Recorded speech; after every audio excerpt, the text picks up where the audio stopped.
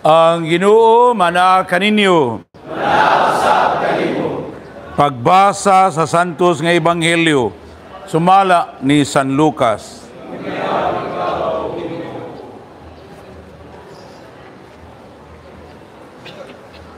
Si Jesus maingon siya mga tinun-an, mianhi ako aron pagpadilaab sa kalibutan. Og pagkaayo unta kun kini misilaob na. Dunay bunyag ako pang dawaton. Ug dili ako mahimutang hangtod matuman kini. Naghuna-una ba kamo? Namianhi ako aron pagdalag pagigdait sa kalibutan? Tuganan ko kamo. Dili pagigdait ang akong gidala, kunili pagabahin-bahin.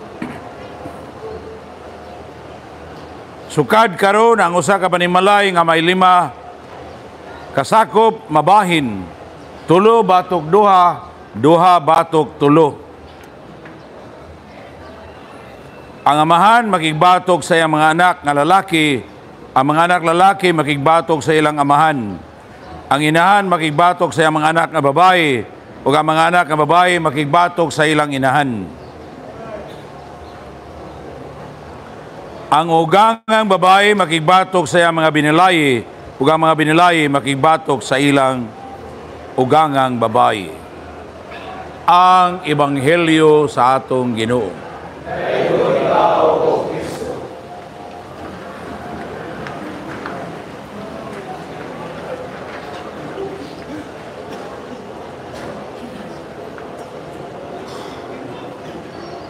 Dini sa Ebanghelyo klaro kayo ang giingon sa Ginoo.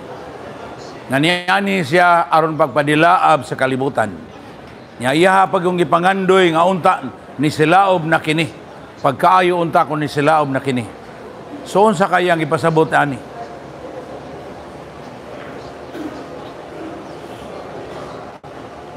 Kung atong subayon, no, labi na sa Ebanghelyo sa sulat ni San Pablo ngadto sa Roma, giklaruhan guta nga walay usa ka tawo nga wala makasala.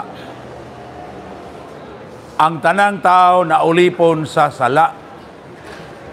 Therefore, ang tanang tao nagpuyo sa kangit-ngit sa sala, sa kadautan sa sala.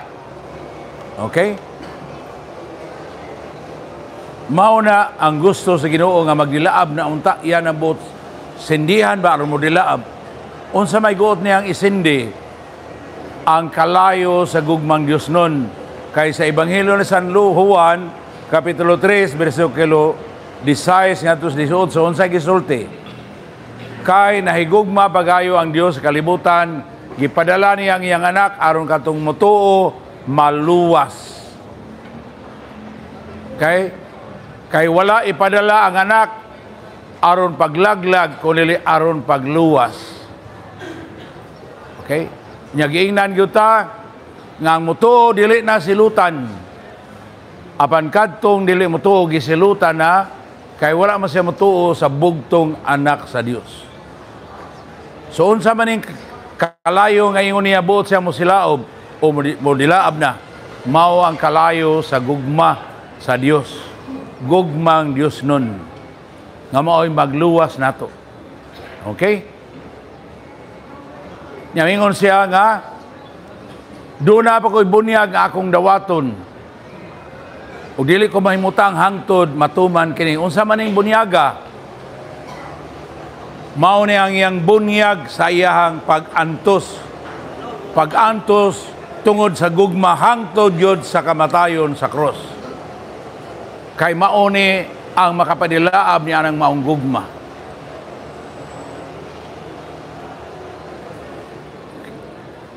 Kay mao ni maghimo gyud, magpalain sa tao gikan magpahimulag sa tao gikan sa sala. Ngano man kay ang kang Kristo nga paghalad, ang kaatong Ginoong Kristo nga paghalad siyang gulingon didto sa cross. Nga ang cross murag babag pero mao ni makapahingpit Ginoon sa iyang paghalad sa iyang gulingon sa tumang pagsugot sa kabubuton sa Dios. Mao nang dayon ang kamatay sa atong Ginoo, ingon siya consummatum est, natuma na og nakabot na gyud ang tanan. Ngano man kay nahalad naman niya ang tanan sa iyang kaugalingon sa mahigugmaong pagsugod sa kabuton sa Dios. So tungod niini nabuntog na ang sala, kay ang sala mao man ni atong salikway sa pulong sa Dios, pagsalikway sa kabuton sa Dios, pagsalikway sa otoridad sa Dios. Amen. Mao man ang sala, mao man ang pagsupil sa Dios. Naklaro? Therefore, ang kang Kristo nga pagsugot hangtod sa kamatayon, mao ni pagbuntog sa sala. Mao na ang atong tuhuan na, mao na'y makapaluwas nato. Mao nang kanang kalayo sa gugma ni Kristo, kay gugma man siya, muduot lang din nato kung atong tuhuan. Amen. Madawat lang niya sa pagtuo, labi na diha sa pagtuo, imo na yung saligan, din naan ay mabuhat ang Ginoo. Kay kung tinuray tang musalig niya, mutugyan matas tong kagalingon nato niya. Siya nga nag-ani dili aron pagsilot kundi aron pagluwas. Amen. Sumao na ang tawag sa Ginoo nato karon, no? Aron kita mangahimo ng anak sa kahayag. Kay anak sa kahayag, anak sa gugma sa Dios, anak sa kahayag diha ni Kristo. Kay si Kristo man mao atong kahayag, no? Nagingon ko siya, ang mosunod kanako dili maglakaw sa kangit-ngit kundi makabaton hinuon sa kahayag sa kinabuhi. Unsaon man nato ni, no? Si Kristo maong pulong sa Dios nga nagpakatao. Siya ang kinatibuk-an sa tanan nga naas kasulatan. Mao na ang tawag nato niini kung ituon ng gyutag ni dawatan ni Kristo, maong pagpuyo niya ng kinabuhing Kristohanon. Kinabuhi sa pag-anak sa Dios. Nya ambit sa iyang misyon. Unsa may misyon ni Kristo? Ang wa pa kayo mo? Ang propeta. No, ang pagkapropeta mao man atong naambitan sa atong pagabunyag, no? Niambitas kinabuhi og misyon ni Kristo sa pagka-propeta, meaning pagka magsasangyaw sa pulong sa Dios. Amen. Kanang pagka-propeta dili na pagkamanagna, usahay ang translation nato sa Bisaya managna. Ang propeta dili ni siya managna nga kanang magbana-bana bang unsay modangot og mudangat ugma sunod adlaw. Ang propeta kun managna siya tungod kay gisugo siya sa Ginoo nga isulti ni kay umaabot ni. Mao na ang panagna nga pulong sa propeta, dili pa panagna sa tambalan. Naklaro? No? Kay ang pagka-propeta mao na pagka-spokesman of God. Magsasangyaw sa pulong sa Dios. Ato nang nambitan sa atong bunyag. Unya, unsa pa? No? Ang tawag mao nga kanang pulong sa Dios, atong yung tuhuan, atong tunan, atong yampo, nga atong masabtan, aron atong mapuy-an, ug atong masangyaw. Mao nang ikaduha nga tahas o misyon nga atong giambitan, mao ang pagkahari. Meaning, ang atong kinabuhi magsubay ni Gusto sa Ginoo imbis harian tas atong mga kailibgon nga kalibutanon, sumapasulat sa tagaruma ato noning pakamatsyon pinagi sa gahom sa Espiritu Santo. Amen. Pakamatsyon, we put to death aron ma-order na gyud atong mahanay na atong kinabuhi sumala sa pulong sa Dios. Mao na ang principal o primary meaning ni anang pagka-hari. Dili taron maghawod-hawod kundi aron dumalahon nato itong kinabuhi subay yun sa kababuton sa Dios. Sama ni Kristo nga wala mo anhi aron magtuman sa iyang kaugalingong kabuton kali sa kabuton sa iyang amahan. Amen. Nya kun kana ato nang mapuy-an, then dili lang ta magsasangyaw sa pulong sa Ginoo pinagi sa atong baba, pinagi sa atong pulong kundi sa ato gyung panig-ingnan. Di ba? Nya mao na pinaka-epektibo nga pagsangyaw kanang maayog yung panig-ingnan. Okay? Nya kung ato na napuyan ingon ato ang kinabuhi niya na, then maduol-duol na ta og mahapit na gyud ta makasunod niya sa iyahang pagkapari. Unsa man iyang pagkapari?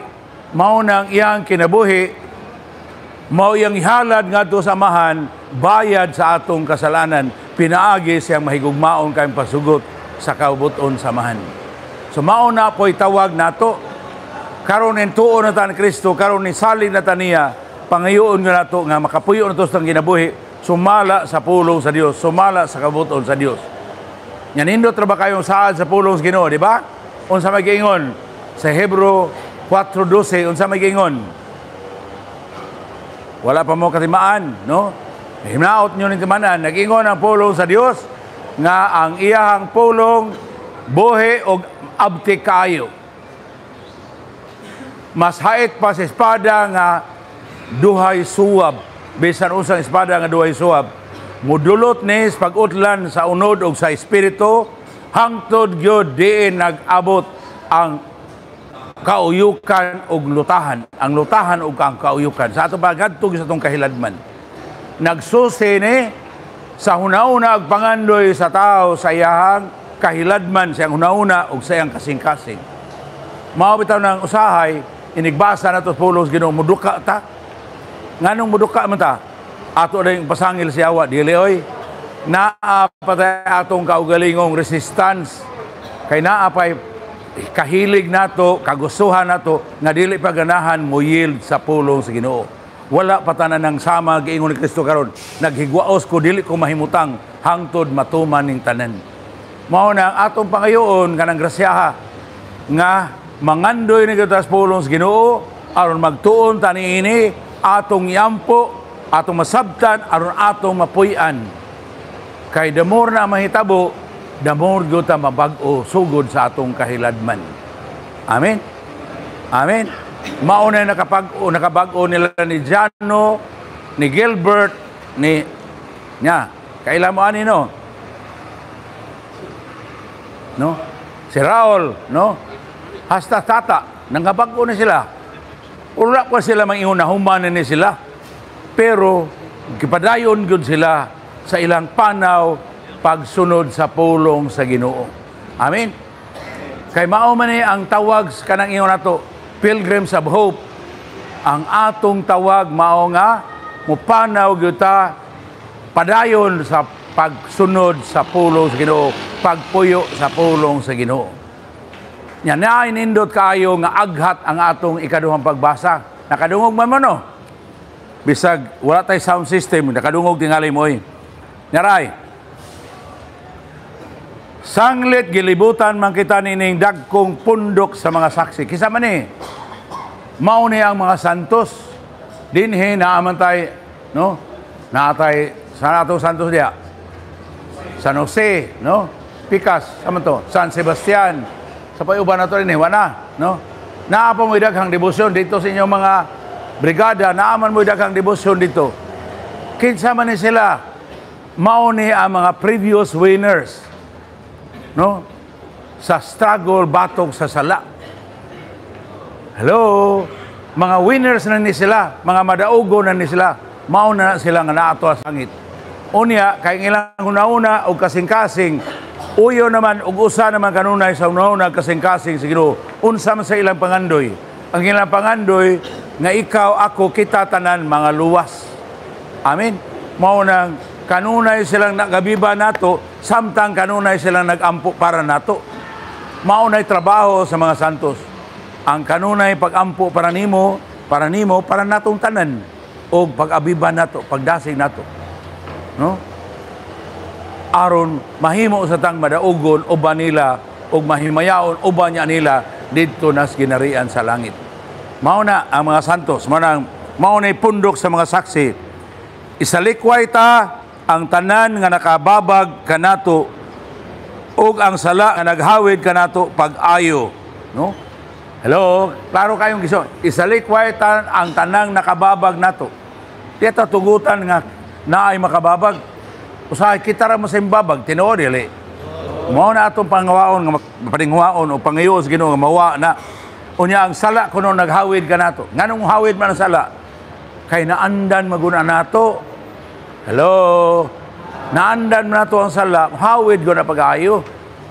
Pilit gyud ta na, mura nagkapulot. Hello? Murag tagok ba? Pilit kayo. Pero dili na imposible. Pinaagis grasya sa Ginoo. No? Mao na nakita ninyo kinsa man ang mga dagko kayong santos sa kalibutan sa historya simbahan. Ang mga dagko kayong santos, mga dagko sa kayto sila makasala. Una, kisaman. Si Magdalena, 7 kayawa ang naa niya. Amen. So kung naay unom kayawa, labaw pa sa Magdalena kay nimo. Kung nagtuo kang dahil kang yawa diha sa imo ang kinabuhi, labaw pa ang Magdalena kay 7 gyud kayawa. Amen. So di gyud kaangay magpakawag paglaom. No? Di ka mag-ingon apostlan man. Ayaw, no? Kay si Magdalena perfect na to iya, 7 na gud kayawa. Usay pasabot niya na ang 7 capital sins nga naa niya gisakyan na gyud, gi-capitalize na sa yawa. Mao na ipasabot niya na. So grabe to, no? Grabe to. Pero kay balag man siya ang Ginoo, gunya ni tuo man siya ni salay sa Ginoo ug nipili man mosunod sa kabuton sa Ginoo, nahimo gyud siyang Santa Magdalena. Kinsa pa inyong ilan? Si Pablo ri, kinsa man si Pablo pagsugod? Saulo. Unsa may trabaho ni Saulo? Nagbukod sa mga Kristiyanos. Daghan siya gipatay nga mga Kristiyanos. Nahibaw ta na. Pero unsa may gidangatan? Sa dihang gikahibalag niya ang Ginoo iyang gidawat na bag-o gyud siya, nahimo siyang Pablo nga maoy magsasangyaw, daghan kayo na sangyawan sa pulong sa Dios. Amen. Isa pa inyong nailan. Si Diring ingon, si Agustin.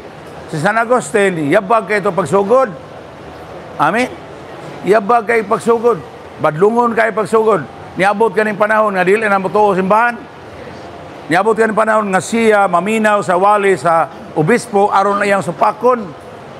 Pero unsa magidangatan dinhi ni Agustin napakita sad nga ang tubag sa obispo maingon man si San Ambrosio, Bishop, kana bang tawana maminaw na nimo aron supakon adto sa merkado. Ingon mo sad ang obispo, pasagdi lang kay naminaw siya, ang akong giwali dili man akong pulong man sa Dios. Muduot raw niya na siyang kahiladman. Ug unsa magidangatan, usa sa mga wali sunod nga panahon ni San Ambrosio naigo si Agustin sa pulong sa Ginoo, nagunag adto sa sakristiya, nagsigig hilak, nangayog kahigayunan nga makaduol siya sa obispo aron makapangayo siya pasaylo. Unya gani naghangyo na siyang bunyagan siya. Mao na nga mautoy sinugdanan sa pagkabag-o gyud Agustin. Amen. Nya kung naa kay igsuon, naa kay parente, naa kay anak, ingon ana, ay lang sa give up. Ngano man? Kay si Monica, munas ginawa tong lisura ni Monica, oy. Iyang anak badlungon na kayo, musupak simbahan. No? Lisod na kayo. Pero wala mo give up si Monica. Sige lang siya hilak sa pagampo. Nga ang iyang anak, luwason gyud sa Ginoo. Naluwas gyud. Mao na nga si Agustin nabunyagan, nahimong Kristiyanos, nya daghan naman kasi nakatunan, dali ra kasi nahimong pare, nahimong obispo, nahimong santo, doktor pagyud sa atong pagtuo. Mao nang kitang tanan naa gyud tay paglaom. Amen. Amen.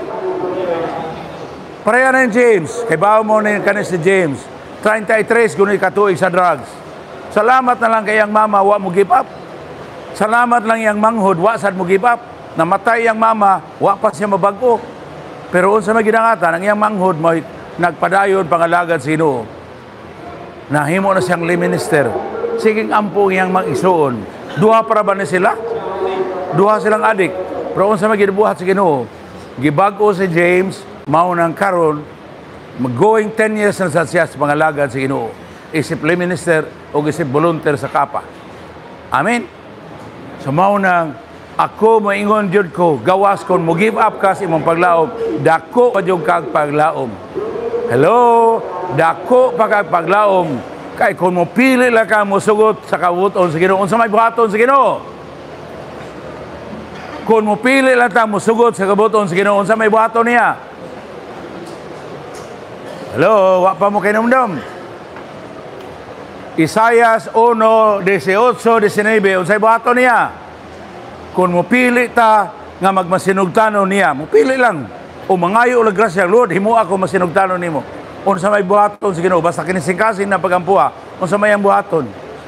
Nagingon siya nga bisan unsa ka pula inyong mga sala, bisag dagtong pula pa ni, ako ning papution. Amen. Daigo ng Ginoo. Kay bisag unsa pa nakadagko atong pula sala, anda man Ginoo mo paputi ni ana, basta mapili lang tang magmasinugtanon na niya. Unya, kung pili lang tang masinugtanon na niya, iya gyud ang buhungon sa iyang panalangin. Amen. So mauna nga angay na tong sundo ning giingon dinhi sa atong ikaduhang pagbasa. Hay. Isalikway ta ang tanan nga nagkababag kanato ug ang sala nga naghawid pag-ayo kanato. Ug daganon ta nga matinud-anon ang lumba nga atong gisalmutan. Nag-apil di tag lumba wala. Ni-apil tag lumba oy. Ang lumba sa kinabuhing sa kadaugan niya ni Kristo o kinabuhi ba noon ngadto sa kamatayon. Ikaw mo mapili asa kamudagan ang lumba. Amen. Amen. Ang lumba diha more gyud sa panahon. Ngano man kay ang panahon man mao'y mahurot niini. Pwede man mahurot na imong panahon tuwa ka paingon sa dalan sa kalaglagan pinaagi sa sala. Amen. Unya kahutdan ka sa imong panahon dito, awa na kay mahimo. Amen. Kung namatayo niya ka nga gatapon og imong salang mortal, kuya jog maimperno ka. Mo na ang lumba sa kadaugan o kalaglagan ba? Mao na nag kompetensya diha. No?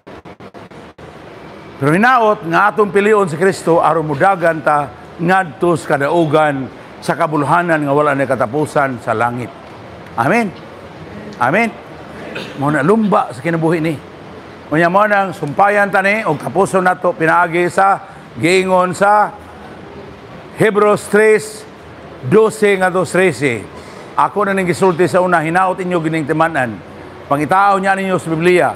Unsa giingon sa Hebrews sulat sa taga-Hebreo kapitulo 3 bersikulo 12. Bosa pagbantay kamo nga walay makababag kanato sa atong pagtubo sa pagigsuod ni Kristo. No? Nga walay makababag. Nga kanang mga tinguha ug pangandoy nga naa sa atong kasing-kasing nga dili unta makababag nato. Hello? Kung ino atong ipalagbot pinaagis pulong sa Ginoo ang mga dautang katuyuan karon dili ta mahimulag sa Ginoo. Nga naman nya sa bersikulo 13 unsay ngayon, bosa pagdinasigay kamo mintras naa pa ang panahon nga gitawag og karon. Ngano man kay kadaghanan ako nang isulti hinaot na klaro nato nga karon ray atong panahon. Tinuod dili. Ang ganina human nato wa na tay mahimo dito. Amen. Ang unya, wapasan mo abot. Kung moabot man ang unya, karon na inikabot niya. Amen. So mauna, mintras na apa karon, maningkamot yun ta, nga mudagan ta, ngadtos kadaugan dayon. Unya maura na sekreto, kung mapili lang nato ang tanang karon, ihalad nato sa Ginoo sa pagsugot siyang kabubuton, then maangko nato ang kabulahanan nga walay katapusan. Amen.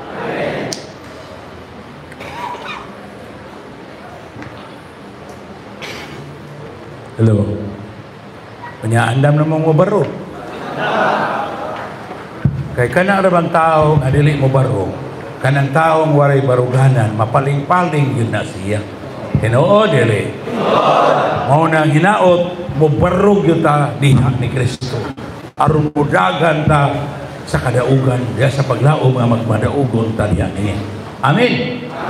So karon sa ngalan ni Kristo nga mao nibuntog sa sala, nibuntog sa dautan, nibuntog sa yawa, kung nikabot alang kanato sa kinabuhing dayon. Isalikway ba ninyo yung mga sala aron mabuhi kamo diha sa kagawasan sa pag-anak sa Dios? Isalikway ninyo? Isalikway ba ninyo ang pagdani sa dautan o papulipon sa sala? Isalikway ba ninyo si Satanas ang amahan prinsipis kang ikitan? Puyan ba ninyo ang pagtuo sa Diyos Amahan, magagahom sa tanan, magbubuhat sa langit o sa yuta?